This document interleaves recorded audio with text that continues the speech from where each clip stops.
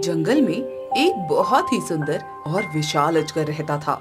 उसकी खाल बड़ी ही चमकीली थी, लेकिन असल में वो एक श्रापित मनुष्य था जिसे अजगर के शरीर में रहने का श्राप मिला था। मैं कितने वर्षों से इस जंगल में भटक रहा हूँ, लेकिन मुझे अभी तक मुक्ति नहीं मिल पाई है। साधु बाबा ने मुझे जो श्राप दिया था, मैंने उसे कितनी शांति से इतने वर्षों तक झेला है, लेकिन अब पानी सर के ऊपर तक आ चुका है। हे साधु, आप प्रकट हो और मुझे इस अजगर के शरीर से मुक्ति दें। अजगर ने बिलखते हुए साधु बाबा को बुलाया। कुछ ही देर में साधु बाबा प्रकट हो गए। तुमने क्यों बुलाया है मुझे? क्या बात है? आपने मुझे जो श्राप दिया था वो सिर्फ 100 वर्षों के लिए था, लेकिन यहाँ तो न जाने कितने वर्ष बीत गए। मुझे फिर से मेरा शरीर लौटा दीजिए, मैं विनती करता हूँ। ठीक है, मैं तुम्हें पुनः मनुष्य जीवन जीने का अवसर देता हूँ। अवसर?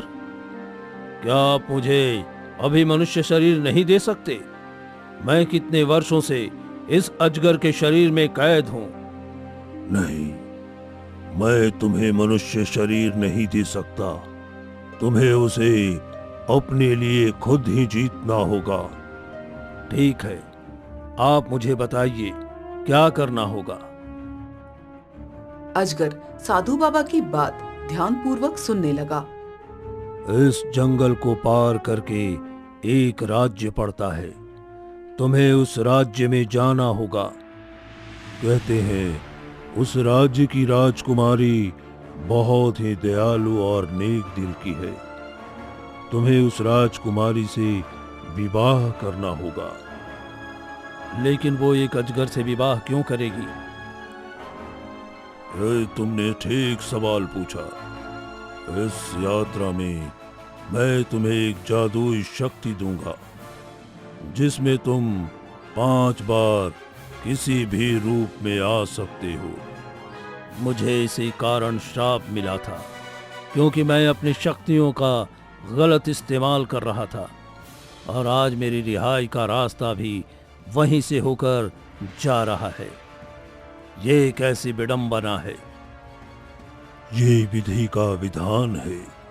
अगर तुम इसके लिए तैयार हो तो मैं तुम्हें वो शक्ति दे सकता हूँ। नहीं साधु बाबा, मुझे जिसके लिए दंड मिला है, मैं वो ही चीज दोहरा नहीं सकता। किसी को धोखा देकर उससे विवाह करना गलत है। इससे तो अच्छा है कि मैं जीवन भर इस अजगर योनि में ही रहूं। अजगर की बात सुनकर साधु बाबा मुस्कुराने लगे। ये तो तुम्हारी परीक्षा चल रही थी और तुम इसमें सफल हो गए। ये लो तुम्हारा मनुष्य शरीर, मैं तुम्हें लौटाता हूँ, और इसके साथ साथ तुम्हें वरदान भी देता हूँ कि तुम जब चाहो खुद को अजगर के वेश में ला सकते हो। तथास्तु सिद्धार्थ। साधु बाबा के कहते ही अजगर मनुष्य शरीर में वापस आ गया। आपने मुझे मेरे नाम से पुकारा और मुझे मेरा शरीर लौटा दिया, इसके लिए आपका बहुत बहुत धन्यवाद। अभी तो तुम्हारी यात्रा शुरू होने जा रही है सिद्धार्थ। तुम्हें उत्तर की ओर प्रस्थान करना है। उत्तर की ओर? लेकिन बाबा, मैं तो पश्चिम दिशा से हूँ और वहीं का रहने वाला था। मैं तो अपनी जन्मभूमि ही लौटना चाहता हूँ। ठीक है वत्स, तुम अपनी जन्मभूमि जाना चाहते हो तो जाओ, मैं तुम्हें नहीं रोकूंगा। जब तुम्हें मेरी आवश्यकता हो तो मुझे अवश्य बुला लेना।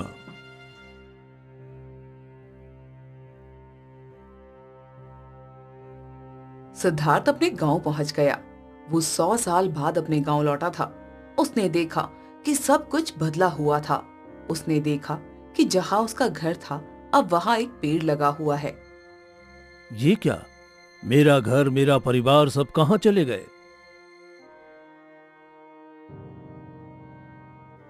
सिद्धार्थ को एक आदमी रास्ते से गुजरते हुए दिखा।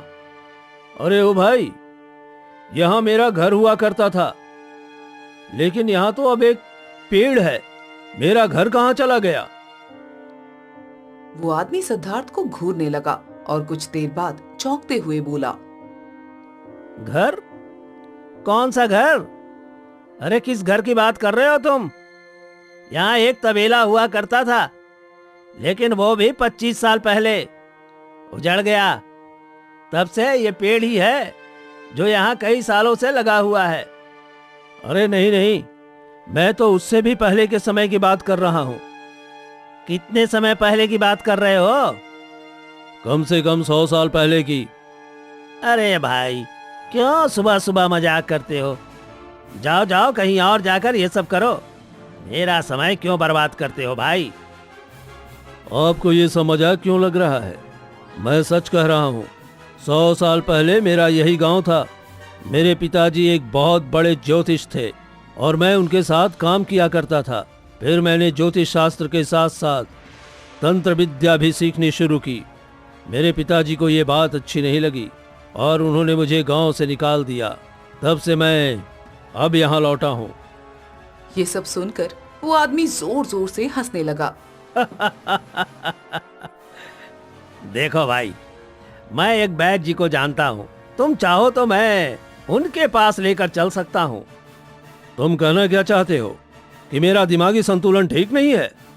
अरे मैंने ऐसा कुछ नहीं कहा। तुम्हारी ये कहानी बहुत ही अच्छी है। तुम कोई कहानीकार मालूम पड़ते हो। तुम चाहो तो यहाँ के पंडित जी से पूछ लो, क्या पता उन्हें कुछ पता हो। उस आदमी के कहने पर सिद्धार्थ गांव के पंडित जी के पास पहुंच गया। प्रणाम पंडित जी, मेरा नाम सिद्धार्थ है। मैं ये जानना चाहता हूँ कि आपको आचार्य गौतम के बारे में कोई जानकारी है क्या? हाँ हाँ हाँ हाँ, आचार्य गौतम, वो मेरे दादाजी के बहुत अच्छे मित्र थे। मेरे दादाजी अक्सर उनकी बात मुझे बताया करते थे। उन्हें ये गांव वाले नहीं जानते क्योंकि उनका ज्ञान अतुल्य था। लेकिन क्या पंडित जी? लेकिन उनका बेटा, उसने तो पूरे राज्य में अपने पिता की नाक कटवा दी थी। उसने अपने तंत्र विद्या से राज्य की राजकुमारी को वश में किया और उससे खजाने की चाबी ले ली। ये बात जब आचार्य गौतम को पता चली तो उन्होंने गांव से उसे निकाल दिया। लेकिन इसकी सजा उन्हें और उनकी पत्नी को भुगतनी पड़ी।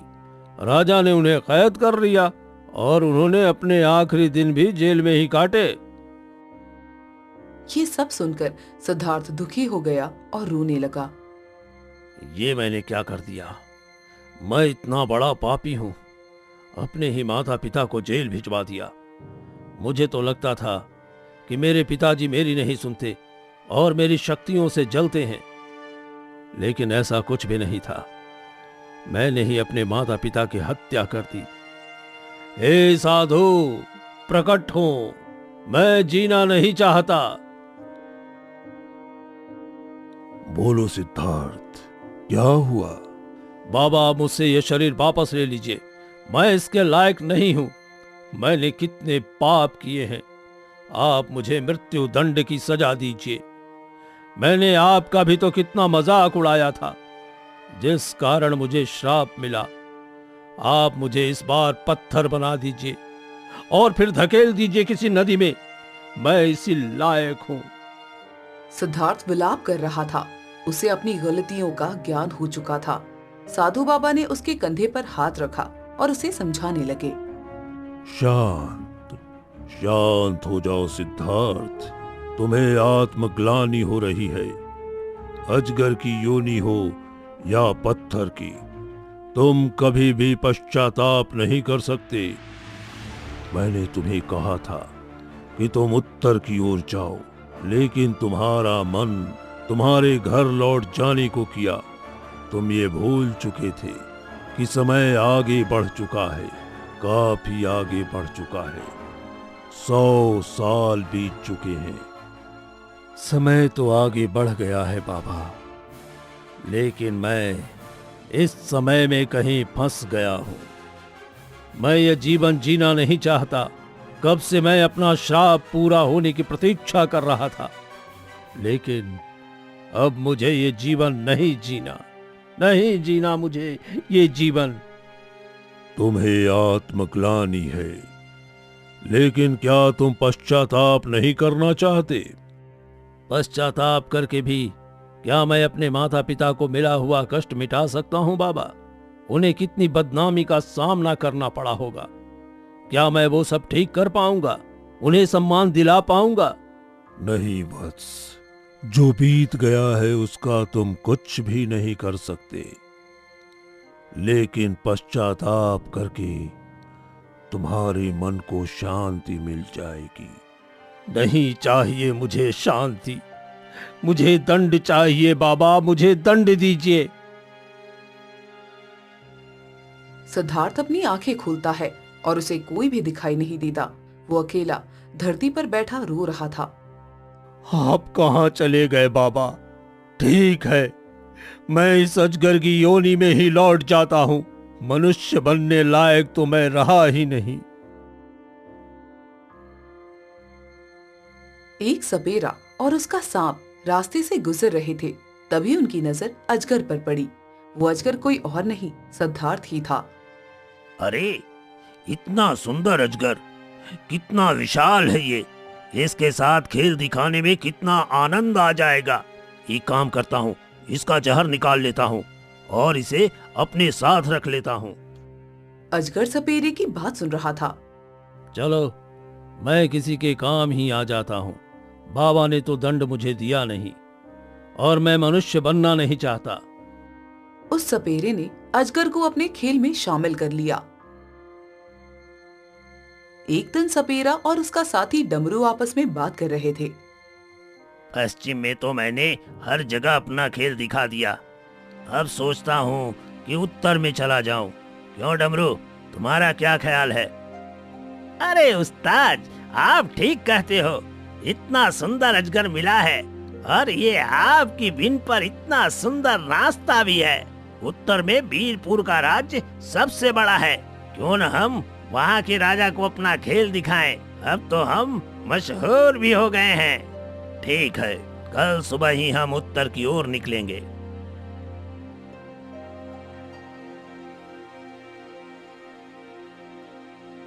सपेरा और डमरू अगले दिन उत्तर की ओर निकल गए और कई दिन की यात्रा के बाद राज्य में आ पहुँचे।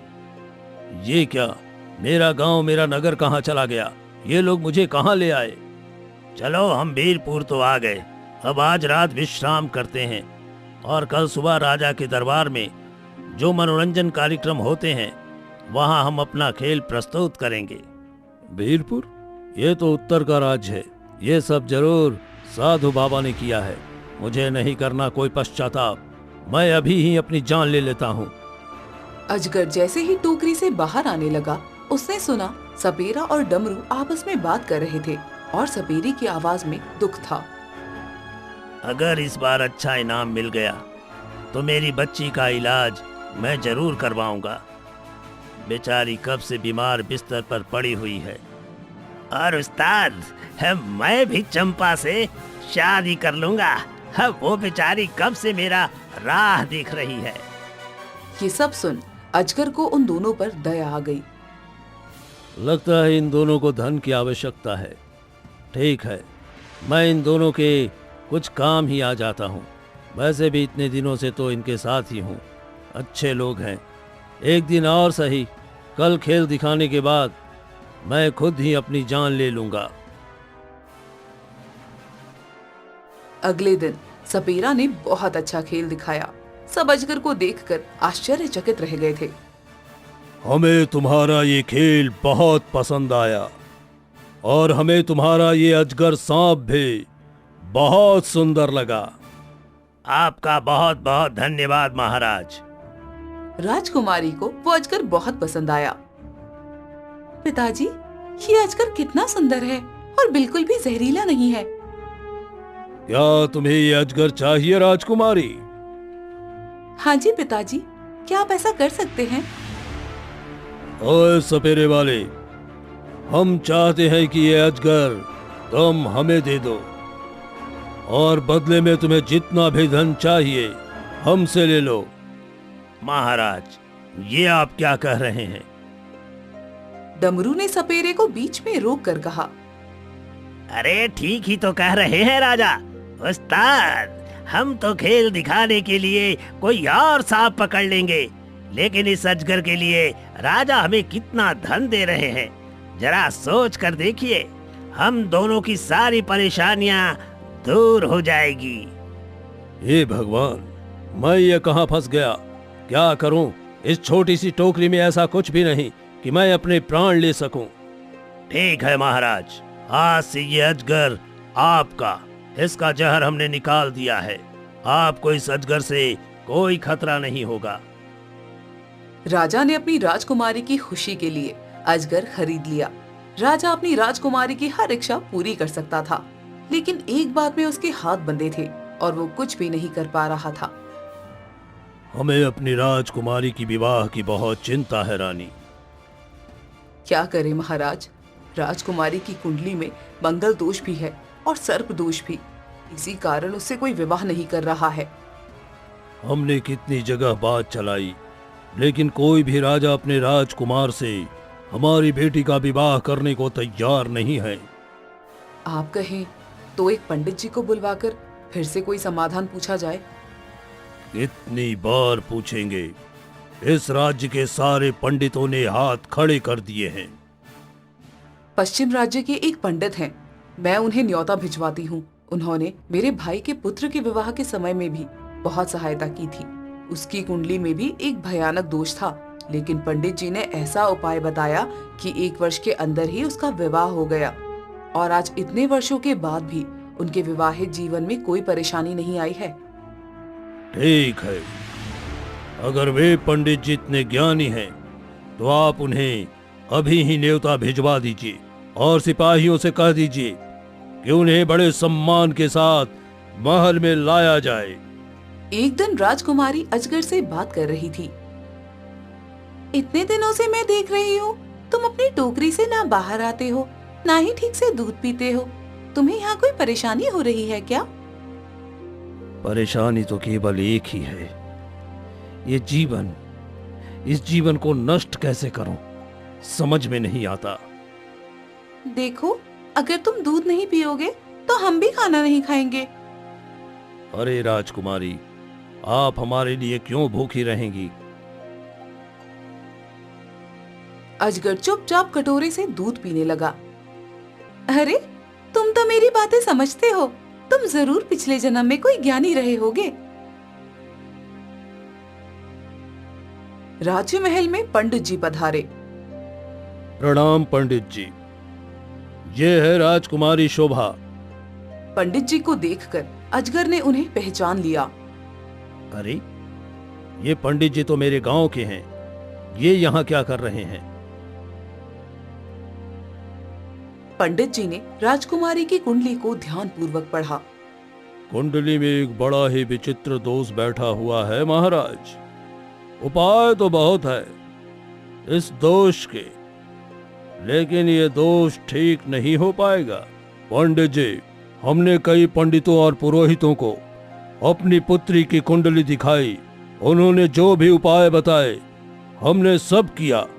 आपने जैसा कहा कि कोई भी उपाय से उपचार नहीं हो पाएगा, वो इसलिए नहीं हो पाएगा महाराज, क्योंकि आपकी पुत्री की कुंडली में एक जीवित मनुष्य से विवाह नहीं लिखा हुआ है। ये आप क्या कह रहे हैं? आपके कहने का अर्थ क्या है? ठीक से बताइए।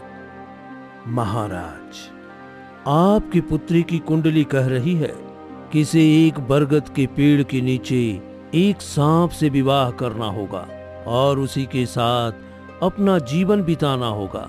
यही इसका भाग्य है। आप कहना क्या चाहते हैं? मेरी पुत्री एक मनुष्य से नहीं, बल्कि एक सांप से विवाह करके सारा जीवन उसके साथ बिताएगी। ये कैसे संभव है?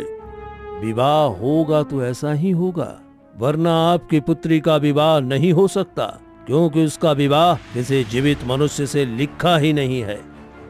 क्या आपने सुना रानी? पंडित जी क्या कह रहे हैं? हमें तो कुछ भी समझ में नहीं आ रहा है। आप ही समझाइए इन्हें। तभी उस पंडित की नजर राजकुमारी के बाएं बैठे अजगर पर पड़ी। ये अजगर? आप लोगों ने इस अजगर को क्यों पाला हुआ है? भला ये जीव भी कोई पालने की चीज है? ये अजगर हमारी राजकुमारी को चाहिए था पंडित जी, और हम अपनी पुत्री की बात टाल नहीं सकते। आपने एक खिलौने के जैसे तो अपनी पुत्री को एक सांप दे दिया, लेकिन आपने ये नहीं देखा कि उसके मन में ये ख्याल आया क्यों। व्यक्ति के मन में उस चीज की इच्छा उत्पन्न होती है जो उसका भाग्य होता है। आप क्या कहना चाहते हैं कि मैं इस अजगर से अपनी पुत्री का विवाह कर दूं?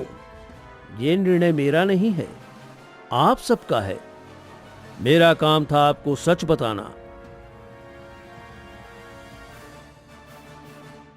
राजा अपने कक्ष में परेशान होकर इधर उधर चक्कर लगा रहे थे। ये कैसा भाग्य है मेरी पुत्री का? एक सांप से शादी कैसे कर सकती है मेरी पुत्री? आप चिंता मत कीजिए, ऐसा कुछ भी नहीं होगा। हमारी पुत्री के लिए कोई ना कोई मनुष्य अवश्य मिलेगा। आप धैर्य रखिए। राजकुमारी अपने कक्ष में सो रही थी कि तभी अजगर सबकी नजरों से बचता हुआ अतिथि गृह में पहुंच गया।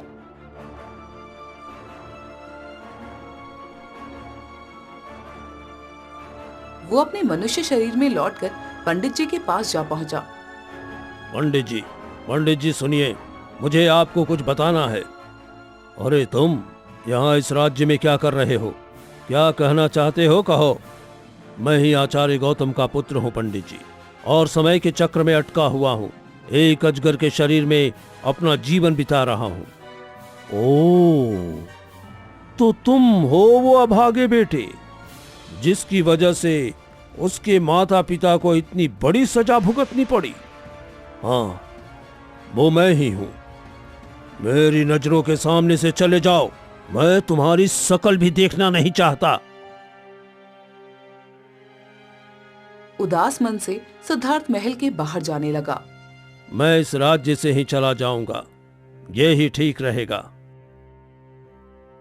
तभी उसके सामने साधु बाबा प्रकट हुए। तुम फिर अपने कर्तव्य से भाग रहे हो सिद्धार्थ? हाँ, कर्तव्य। याद है, मैंने तुमसे कहा था कि उत्तर की ओर चले जाओ। मैं तुम्हें इसी राज्य में लाना चाहता था। ऐसा आप क्यों करना चाहते थे बाबा? तुम्हारे माता पिता के साथ जो अन्याय हुआ, उसके बाद उनकी आत्मा कई वर्षों तक भटकती रही, और कुछ वर्षों बाद उन्हें नया शरीर मिला। वीरपुर के राजा और रानी ही तुम्हारे पूर्व माता पिता हैं। क्या? मेरे माता पिता राजा और रानी? हाँ, उनका जन्म अलग अलग राज्यों में हुआ और उनका विवाह हो गया सिद्धार्थ। क्या तुमने कभी सोचा है कि उस राजकुमारी के साथ क्या हुआ था जिसे तुमने वश में करके खजाने के दरवाजे की चाबी ली थी? नहीं, मैंने उसके बारे में तो कभी सोचा ही नहीं। उसके पिता को ऐसा लगा कि वो तुमसे मिली हुई थी। उस राजा ने तुम्हारे माता पिता को जेल में डाल दिया और अपनी खुद की बेटी को फांसी की सजा सुना दी। तुम्हारे कारण उस बेचारी की जान चली गई। मेरे कारण उस राजकुमारी को फांसी हो गई थी, और उस राजकुमारी को भी एक नया जन्म मिला है, इस राज की राजकुमारी शोभा के रूप में। ये सब आपने मुझे पहले क्यों नहीं बताया? तुम्हें सब कुछ पहले से पता होता तो तुम इस यात्रा को अपनी आंखों से अनुभव नहीं कर पाते।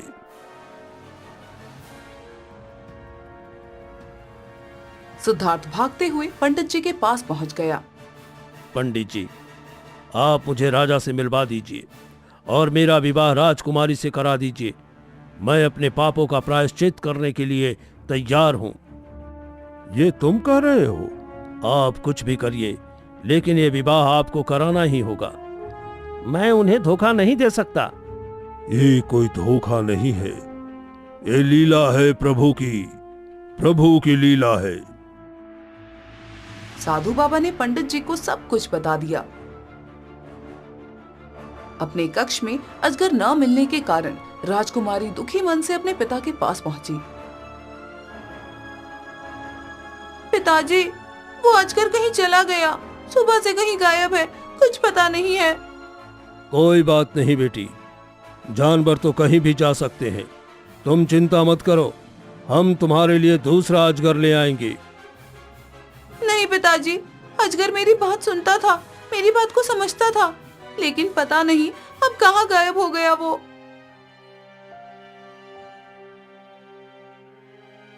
महाराज, पंडित जी हम दोनों से तुरंत मिलना चाहते हैं। महाराज, मैं आपको इनसे मिलवाना चाहता हूं। ये हैं सिद्धार्थ। ये मेरे पिताजी के मित्र के खानदान से आते हैं। मैं इन्हें अच्छी तरह से जानता हूं और इनकी कुंडली में भी एक बड़ा ही विचित्र दोष है। इनका विवाह एक ऐसी कन्या से लिखा है जिसकी कुंडली में सर्प दोष भी हो और मंगल दोष भी। लेकिन पंडित जी, हमारी कन्या कोई साधारण कन्या नहीं है, एक राजकुमारी है। हम उसका विवाह किसी राजकुमार से कराना चाहते हैं। महारानी, आपकी पुत्री का विवाह किसी सांप से लिखा हुआ था, लेकिन सौभाग्य से एक मनुष्य से विवाह होना मुमकिन है। सिद्धार्थ की कुंडली को देखकर ऐसा लग रहा है कि वो ही राजकुमारी के योग्य है। मैं नहीं चाहता कि मेरी पुत्री आजीवन कुमारी रह जाए, और किसी सांप से तो मैं उसका विवाह हरगिज नहीं होने दूंगा। मैं अपनी बेटी राजकुमारी शोभा का विवाह सिद्धार्थ से करने के लिए तैयार हूं। अगले दिन सिद्धार्थ और राजकुमारी का विवाह हो गया। आज से आप दोनों पति पत्नी हुए और ये विवाह संपन्न हुआ। अब मुझे आज्ञा दीजिए राजन, मैं चलता हूं। आपका बहुत बहुत धन्यवाद पंडित जी। विवाह के 2 दिन बाद महल में ना जाने एक चीता कहां से दरबार में घुस गया। सब बुरी तरह से डर गए। ये क्या, ये जानवर कहां से आ गए? ये तो राजकुमारी पर हमला कर रहा है। सिद्धार्थ ने अजगर का रूप धारण किया और चीते को पकड़ लिया। वो उसके बदन पर कुंडली जमा कर बैठ गया और फिर सिपाहियों ने उस पर जाल फेंककर चीते को पकड़ लिया। सिद्धार्थ अपने असली रूप में वापस आ गया था। सब लोग ये देखकर डर गए। राजा गुस्से में बोला, तुम कौन हो? तुम मनुष्य नहीं हो, कौन हो तुम? मेरी उम्र 100 साल की है महाराज, मेरी उम्र 100 साल की है और मुझे एक अजगर बनने का श्राप मिला था। तब से मैं अजगर का रूप बदल सकता हूं। तुमने मेरी बेटी से धोखे से शादी की है, हम तुम्हें जिंदा नहीं छोड़ेंगे। नहीं, ऐसा नहीं है महाराज, आप मेरी पूरी बात सुनिए। सिपाहियों, इसे जेल में डाल दो। सिद्धार्थ 3 दिन जेल में रहा। वो भूखा प्यासा जेल में तड़प रहा था। तभी वहां साधु बाबा प्रकट हुए। कैसे हो सिद्धार्थ? ये सब क्या हो गया बाबा? मैं तो कुछ अच्छा ही करने चला था, फिर भी ये सब हो गया। तुम्हें तुम्हारे कर्मों का फल मिल रहा है सिद्धार्थ। तुम्हें अपने गुनाहों का दंड भुगतना ही था। तो क्या ये जेल ही मेरा दंड है? ये तो अब राजकुमारी पर निर्भर करता है, क्या वो तुम्हें इस जेल से मुक्ति दिला पाएगी या नहीं। राजकुमारी राजा के पास गई और उससे विनती करने लगी कि वे सिद्धार्थ को जेल से बाहर निकालें। ये तुम क्या कह रही हो पुत्री? उस धोखेबाज को जेल से निकालने को कह रही हो? पिताजी, मेरा मन कहता है कि हमें उनकी बात एक बार सुन लेनी चाहिए और फिर किसी नतीजे पर पहुंचना चाहिए। ठीक है, लेकिन सिर्फ तुम्हारे कहने पर हम ये सब करेंगे।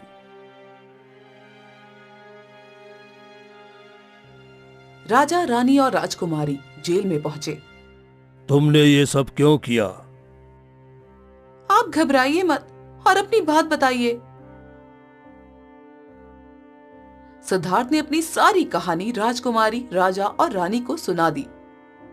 लेकिन ये सब कैसे हो सकता है? ये पुनर्जन्म, ये अजगर का श्राप किसी काल्पनिक कहानी जैसा लगता है। तभी जेल में साधु बाबा प्रकट हुए। आप लोगों को शायद इस बात पर चाहे विश्वास हो या ना हो, लेकिन ये सब सच है। जीवन भी तो एक काल्पनिक कहानी ही है राजन। सिद्धार्थ जो भी कह रहा है सच कह रहा है। अपने गांव से निकाले जाने के बाद ये मेरी शरण में आया और मेरे ज्ञान को ठुकराने लगा। मैंने इसे क्रोध में श्राप दिया, जिसके कारण ये 100 साल तक अजगर योनि में कैद रहा। अब तो आपको यकीन हो गया ना पिताजी? लेकिन राजकुमारी, इसकी उम्र 100 साल की है और तुम्हारी उम्र 20 साल। तुम जीवित हो और ये जीवित है भी कि नहीं क्या पता। मैं कैसे तुम दोनों का विवाह स्वीकार कर लूं? आपको यह निर्णय लेने की आवश्यकता नहीं है महाराज। मैंने आप लोगों के साथ पिछले जन्म में बहुत गलत किया था। मैं अपने कर्मों की सजा काटने के लिए तैयार हूं। ये सुनकर राजा को सिद्धार्थ पर दया आ गई। नहीं, ऐसा कुछ नहीं होगा। तुम्हारा मेरी पुत्री से विवाह हुआ है। तुम यही हमारे साथ महल में रहोगे। इसके बाद सिद्धार्थ, राजकुमारी शोभा और राजा रानी ने आराम से अपना जीवन व्यतीत किया।